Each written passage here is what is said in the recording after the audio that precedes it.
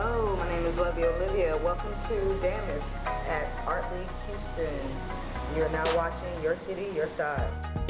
I want to take that idea, keep bringing it through history and apply it to these works where I took the word and pretty much made it mean something. So I gave it dual meaning. So it is a damask that's on these women's faces that's carved into the plaster, but it's also a mask that's sort of covering them, hiding some of their identity and their sensitivities and, you know, possibly some things that, you know, they're stigmatized by. Make it somewhat beautiful and questionable at the same time.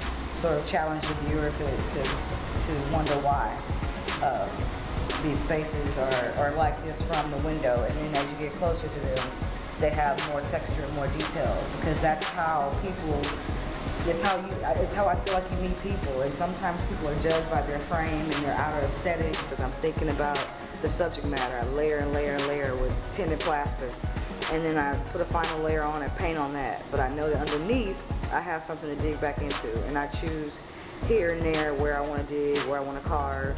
And in particular, on all these pieces, I chose to carve back into the face so that I could create a mask for them. This particular one is a Genica, and she just has a presence. If you've ever met her, you'll feel the same way. But she came over, sat for me, took a few shots, and she took this particular one with the scarf on her head, and I was like, I'm going to make her actually gaze at the audience, like, because her mask is her scarf. She doesn't have to have her eyes moved away. If you look at the rest of the models, they're all turned away from the camera. There's no eye contact. And so I remember sitting there writing the grant, and I was like, I mean, come on, sis, you know, I'm writing it from the heart. And then, you know, a couple months later, I get a letter in the mail saying I got the grant. Okay, so now we got the money. So now we started buying materials and we started getting ideas together. And then I started in New York, Pittsburgh, and worked my way back to Houston and sort of took pictures of different women that I found interesting. So none of these women are directly affected, but I wanted to use them because they're so important to me, and they already have so many layers to their personalities that I thought that they would be the perfect canvas to tell the story.